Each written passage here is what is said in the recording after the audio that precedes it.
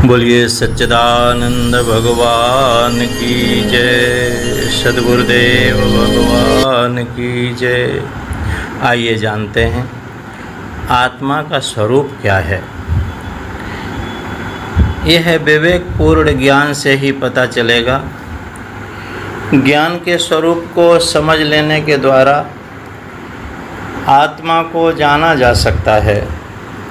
प्रमाण द्वारा पदार्थ के अनुभव अर्थात विषयों के ज्ञान को ही मनुष्य ज्ञान मानता है। सूर्य के द्वारा घट प्रकाशित है।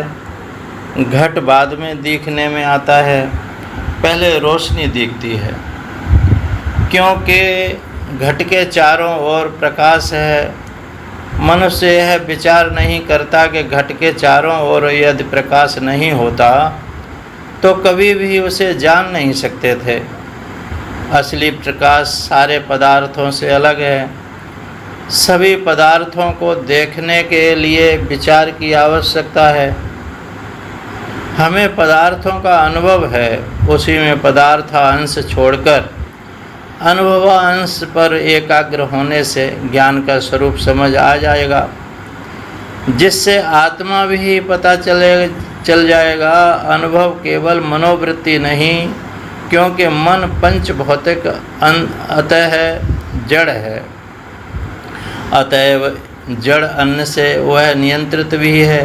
भजन करने में मन नहीं लगता, क्योंकि भोजन पर नियंत्रण नहीं है। जैसा अन्न खाओगे वैसा ही मन बनेगा। एक शिष्य ने 15 दिन का उपवास किया।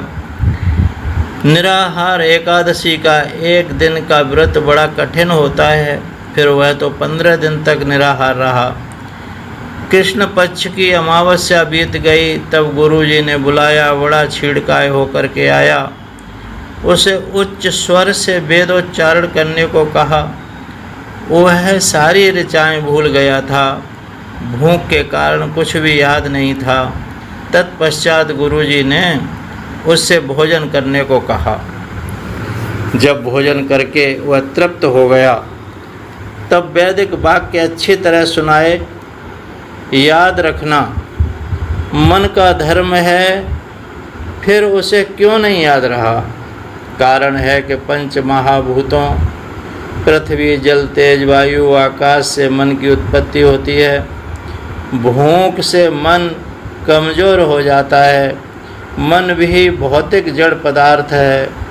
अतः मन किस प्रकार पदार्थों को जान सकता है? मन को किसी और स्थान से ज्ञान शक्ति मिलती है। बढ़िया तार में शक्ति नहीं है, किंतु वही तार झटका देता है जब उसमें बिजली हो। इसी प्रकार मन को शक्ति देने वाला कोई और है। अतः अंतःकरण में रहने वाला एक आत्म तत्व सब में प्रकाशित होकर शक्ति देता है। उसे जानकर आत्म तृप्ति हो जाती है।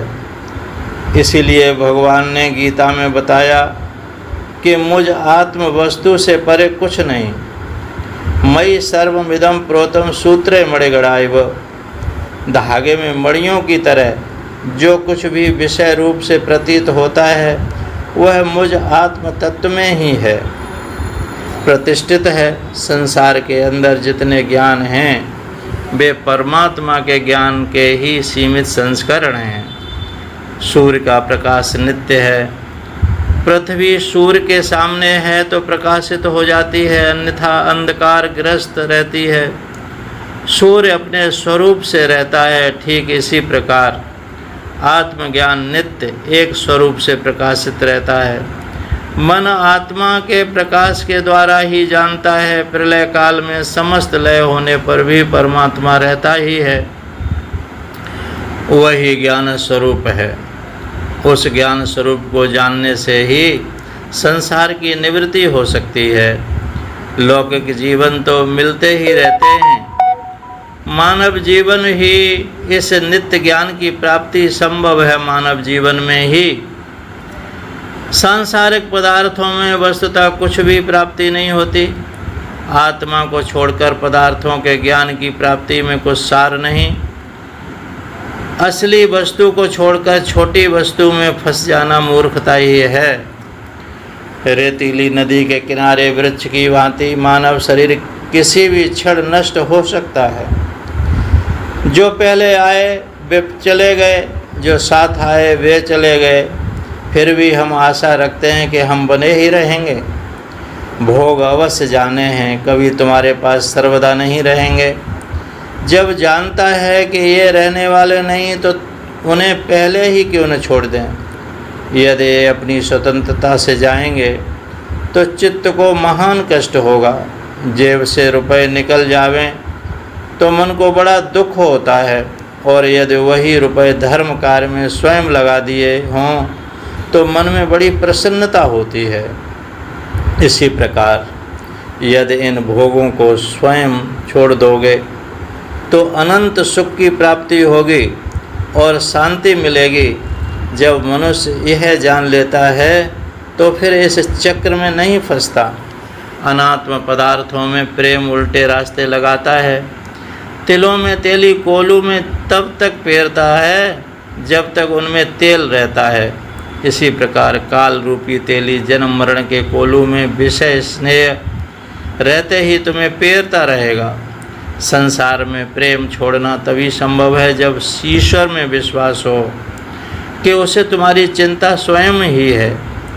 जब सर्वशक्तिमान साक्षात परमेश्वर स्वयं तुम्हारी व्यवस्था कर रहा है तो तुम्हें क्या चिंता।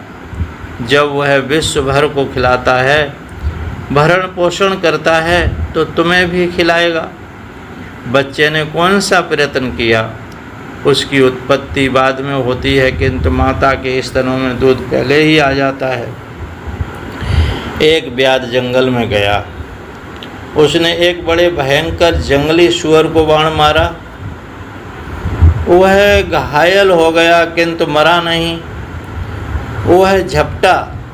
दूसरा बाण छूटने ही वाला था कि सुअर ने रौंद कर व्याध को मार डाला। तत्पश्चात सुअर भी मर गया। फिर एक गीदड़ वहाँ आया। सोचा विश्वम्भर ने बड़ा अच्छा किया। वह बड़ा प्रसन्न हुआ कि एक पुरुष और एक सुअर मरा हुआ पाया। उसके हृदय में लोभ का समावेश हुआ। थोड़ा थोड़ा खाने की इच्छा करके प्रत्यंचा की ओर से खाने की चेष्टा करते ही बाण छूटा और उससे गीदड़ की मृत्यु हो गई। लोभ ने इसी भांति संग्रह करने का लालच मनुष्य में भी भर दिया। उसे अपना ज्ञान नहीं है। लोहे में लोहे की गर्मी नहीं, अग्नि की गर्मी होती है। इसी प्रकार संसार में आत्मा का ज्ञान है। शरीर में चेतना आत्मा की ही है। आत्मा का ही सुख प्रपंच में प्रतिफलित हो रहा है।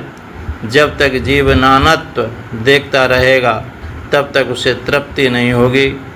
ज्ञान को समझकर ही शोक की निवृत्ति होगी। इसके लिए अनात्म पदार्थों का त्याग करना आवश्यक है। सोहम सोहम सोहम।